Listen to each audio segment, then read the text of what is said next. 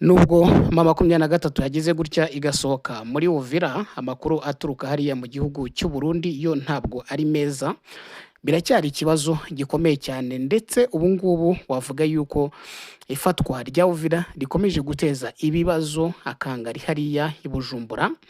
Nibyo rero bimwe tugiye kugarukaho muri iyi nkuru yacu. Muri iyi nkuru yacu turibanda cyane cyane ku kaga no ku gikuba M23 iteje Bujumbura. Bujumbura hari ikibazo gikomeye cyane byo tugiye kugarukaho kandi ni ikibazo gishingiye cyane cyane ku ifatwa ry'umujyi wa Uvira.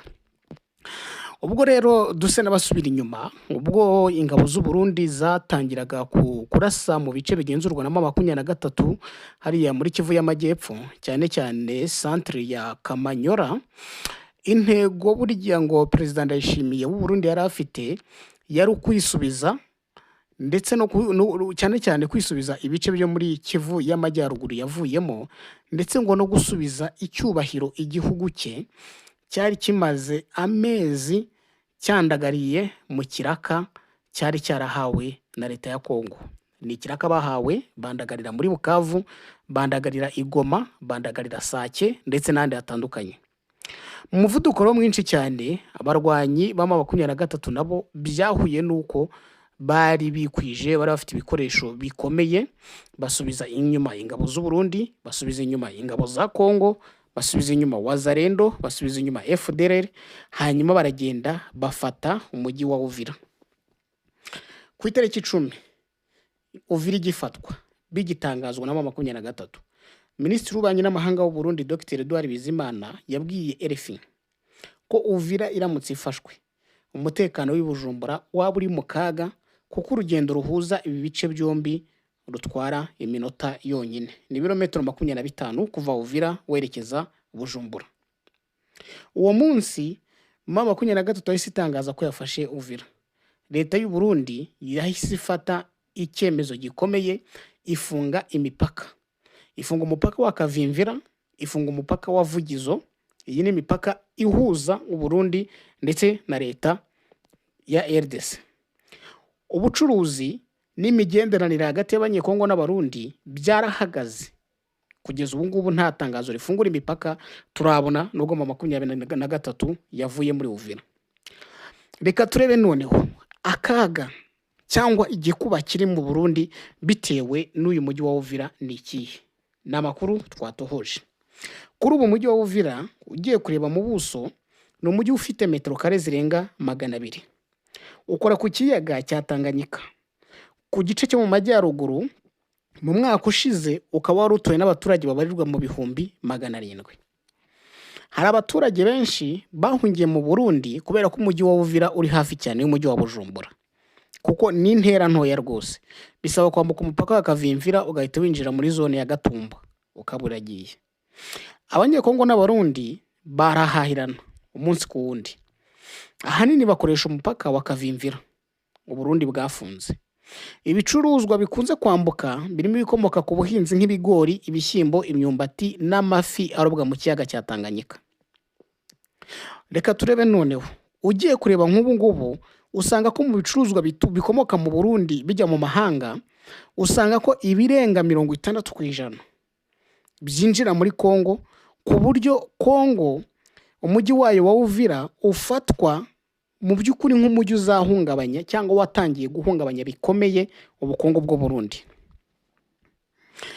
Ibicuruzwa birenga 60% bikomoka mu Burundi byoherezwa muri Kongo. Wumva icyo kintu, 60% byoherezwa muri Kongo kandi binyura hariya kuri uriya mupaka. Urumva uburyo ubukungu bimeze. Ni ukuvuga ngo amafaranga menshi yinjira gaturutse muri ubwo bucuruzi ntarimo kuboneka, kuko mwa mu nkokora ku ifatwa ry'umujyi wa Uvira bizagira kandi n'uruhare rukomeye cyane ku biciro by'ivunja n'ivunjisha naryo risanzwe ryarahungabanye hariya mu gihugu cy'u Burundi. N'imibare y'abanye nkuru y'u Burundi igaragaza ko mu 2024 igihugu cy'u Burundi cyoreje mu mahanga ibicuruzwa bipima toni 135.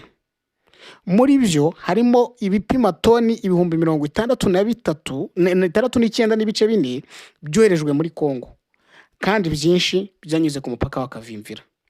Uyu mupaka kuri ubu ngubu urafunze. Umva icyo bivuze. Uburundi ni ukuvuga ngo urebye nk'amadevize yose asa naho yajyaga mu Burundi yaturukaga mu gihugu cya Kongo. Hamaze n'igihe ikibazo kibikomoka kuri peteroli. Abayobozi bo muri iki gihugu basobanura ko giterwa n'ibura ry'amadovize yo kubiranguza na bamwe mu bacuruza mu buryo butemewe bike biba byabonetse bakabicuruza mu buryo butemewe n'amategeko. Ubu ngubu amakuru ahari aravuga yuko mu Burundi igiciro cya essence kikubye inshuro 5 kuri litiro. Urumva ikintu bivuze? Avuga ko ijerekani ya essence ubu ngubu igeze ku bihumbi birenga 150 by'amafaranga y'amarundi. Litiro yaguraga ibihumbi 10 bavuga yuko ubu ngubu gishobora kuba iri ku bihumbi 45 by'amafaranga y'amarundi. Urumva ikintu bivuze? Kubera iki kibazo ni ukuvuga ngo cya essence yari yaranabuze, abaturage bajyaga gukora essence n'amazutu muri Kivu y'Amajyepfo muri Kongo bagakoresha umupaka wa Kavimvira kuko ariho hashoboraga nibura kuba babona iyi essence n'amazutu ku biciro bitoya ugereranyije n'ibyo mu Burundi. Nyuma rero y'ifungwa ry'iriya mipaka, Abarundi bafite ikibazo gikomeye kibura ahanini ry'ibikomoka kuri peteroli. Icyo ngicyo ntabwo wakirengagiza, nicyo kintu yenda wanareba cyane cyane kuko ntabwo bagishobora kujya kubikura mu gihugu cy'u Burundi. Wanareba kandi ubu ngubu nk'uko biri ubu ngubu ibiciro, leta y'u Burundi ivuga ko nubwo ibyo ngibyo byose byabaho izakomeza kureba uburyo yashakira ibisubiza ahandi, ariko kugeza igihe 2023 izabiviriye muri Uvira. Ubu ngubu yamaze kuvayo. Abarundi ntago baratangaza niba bazafungura cyangwa niba batazafungura. Reka turebe tuve kuri ibyo ngibyo by'ubucuruzi. Nanone kandi ntiwakirengagiza abatwaraga abantu bavana hariya Kavimvira babajyana Bujumbura cyangwa no mu bindi bice bitandukanye, abo ngabo baraparitse. Hari n'abandi yaba moto yaba imodoka n'ibindi byose, transport ntabwo irimo gukorwa. Reka tuve muri ibi ngibi by'ubukungu, reka tugere no kumwiryane. Perezida Evariste Ndayishimiye ni ukuvuga ngo amaze iminsi ahanganye n'umugaba mukuru w'ingabo General Prime Niyongabo biturutse ku mujyi wa Uvira wafashwe na 2023. Icyo nacyo ntabwo twakirengagiza.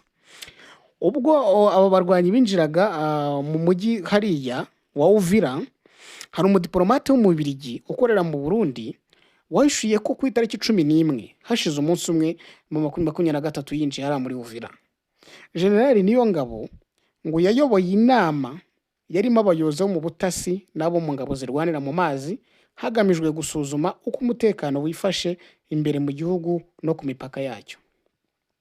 Iyo nama yafatiwemo umwanzuro wo guhagarika ibikorwa by'ingabo z'u Burundi byo kurwanya 2023 no kuzikura mu ntara ya Kivu y'Amajyepfo. Ndayishimiye perezida yanze uwo mwanzuro. We atsimbarara ku gitekerezo ngo cyo kongera imbaraga ingabo z'u Burundi no kugaba ibitero bikomeye kuri 2023 kugira ngo azisubize umujyi wa Uvira.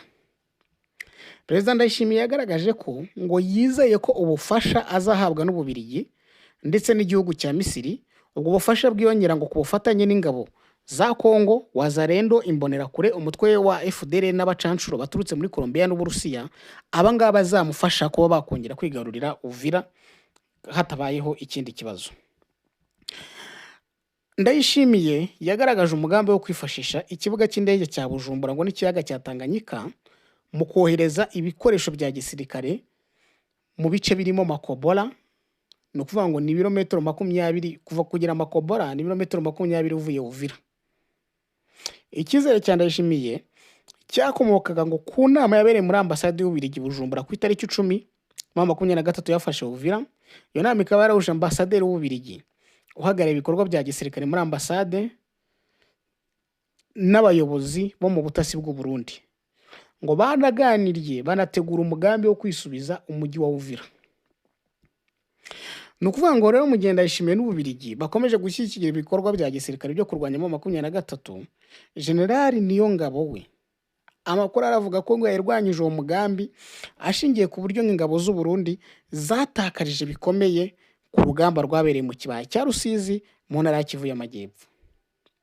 Birumvikana mu nshingano ze nk'umugaba mukuru w'ingabo General Niyongabo avugana bihoraho n'abasirikare ku rugamba, bamubwira uko byagenze, dore hapfuye abangaba, cyane cyane nko muri Ruvungi hapfuye abasirikare benshi b'Abarundi, muri Sange hapfuye abasirikare benshi b'Abarundi, ndetse no mu misozi miremire buriya naho hapfuye abasirikare benshi. Twirwaneho ntabwo yigeze borohera, hari abandi noneho banafashwe mpiri. Ibyo ngibyo arabizi. Nk'umusirikare rero atekereza yuko ubundi budakwiye kuba bwakomeza gutakaza ingabo mu ntambara itari yabwo. Ni intambara y'Abanyekongo, nubwo amakuru ahari agaragaza ko Ndayishimiye arimo yungukiramo cyane, kuko ku musirikare umwe uri mu gihugu cya Kongo amuhabwaho $5,000 by'amadolari buri kwezi, ndetse ngo akaba yarahawe umusogongero wa miliyoni 2 z'amadolari kugira ngo yemere gutanga abasirikare bajyara mu gihugu cya Kongo. Urumva we gutakaza iyo mari byo kumubwira ngo abasirikare bari gupfa. Ejo bundi mu 23 cyo gufata Uvira yishemo n'umukoroneri wari komanda w'ingabo, hari abana benshi b'abariyetona n'abasuriyetona bagiye bicwa. Ibyo byose biragaragara. Noneho ngo ikibazo cyanabayemo cyatumye Niyongabo Prime afata umugambi cyangwa yiyemeza kuvuga ngo reka dukure ingabo hariya muri Kongo. Ni strategy nshya yatangiwe na 23 yo kugira gutya bo bakibanda ku kwica abasirikare bafite ranka zo hejuru.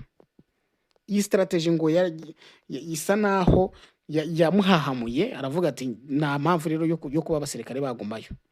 Nukuvuga rero uretse uyu mwuka uri hagati ya Prime Niyongabo ubu ngubu ndetse na Ndayishimiye, si ubwa mbere uyu mwuka mubu tutumbye, kuko nko muri Kanama 2025 mu kwezi kwa 8 nyine nabwo byarabaye. Icyo gihe General Niyongabo yashyizweho igitutu ubwo yafunguzaga abofisiye bakuru bari bafungiye muri gereza nkuru ya Mpimba. Abo bofisiye bakuru bari barafunzwe hashingiwe ku itegeko cyangwa se ku ibwirizwa rya Ndayishimiye. Abangaba bakaba baraziraga kwifashisha imodoka z'igisirikare mu bwikorezi bw'amabuye y'agaciro yavaga muri Kongo, bakikoramo n'ibikomoka kuri peteroli ndetse n'ibitenge. Ibyo rero General Niyongabo yarabafunguye, ndetse ababwira ngo nibasubire muri Kivu y'Amajyepfo, basubire ku rugamba, bajye kwifatanya na FRDC na Wazalendo mu bijyanye no kurwanya umutwe wa 23. Ni ibintu mu by'ukuri bikomeje kugenda bitutumba hariya mu gihugu cy'u Burundi. Havuga bati ubuzima burimo baragenda buhenda, isukari yarazamutse ku rwego rutabaho, ibikomoka ku ifarini byarazamutse ku rwego rutabaho, ibikomoka kuri peteroli byo byarazamutse nabyo bimeze nabi nkuko twabibabwiraga. Ubu ngubu amakuru apreseza avuga ko nyuma y'ifungwa ry'ira impaka nyine yo kuri ya Kavimvira ndetse na Vugizo, ijerekani litiro 20 yaguraga amafaranga y'amarundi 150 ya essence mu byumve ubiri kugura 450, kandi agaciro k'idolari ubu ngubu karazamutse, kuko ubu ngubu idolari rimwe riragura 6,500 by'amafaranga y'u Burundi, rivuye ku 1,000 nako ku 5,400. Urumva ko bakomeje kwiyongeraho hiyongereyeho 1,100 kuri aka gaciro k'idolari ugereranyije nuko byari bihagaze.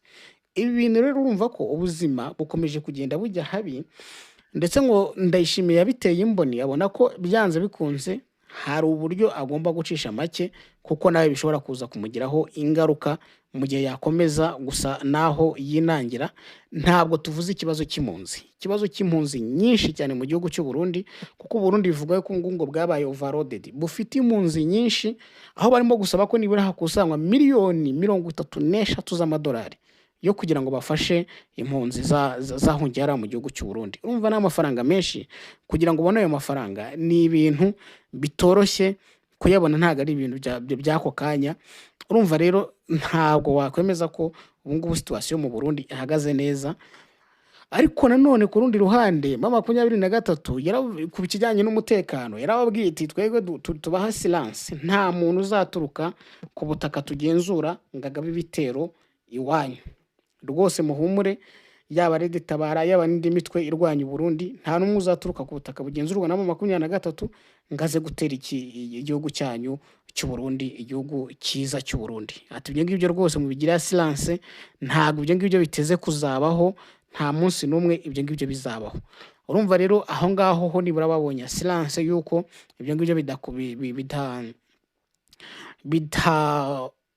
bitabaho, yuko baterwa ikibazo n'umutekano muke ushobora guturuka ariya mu gihugu cya Kongo. Ariko nyuma yuko 23 ivuye Uvira, reka duhanga amaso turebe ese u Burundi uri buze gufungura uyu mupaka wa Kavimvira ndetse na Vugizo, ese arakurikiraho iki? Gusa ku rundi ruhande ahantu wavuga ko bigoraniye, Minisitiri w'Ububanyi n'Amahanga Bizimana Edouard avuga ko nta wakwizera iki cyemezo cya 23 cyo gusohoka mu mujyi wa Uvira.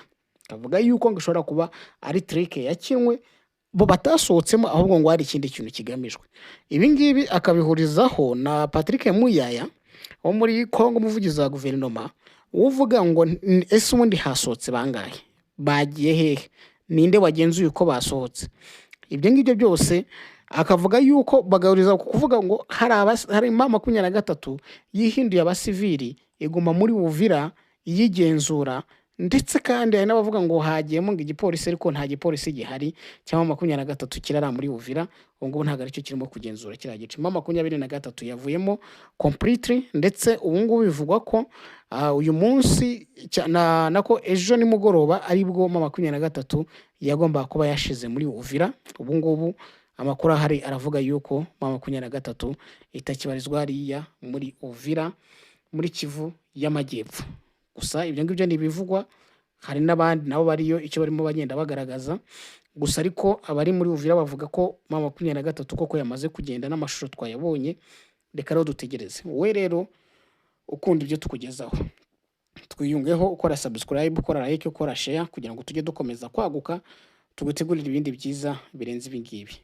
Mugira amahoro y'Imana.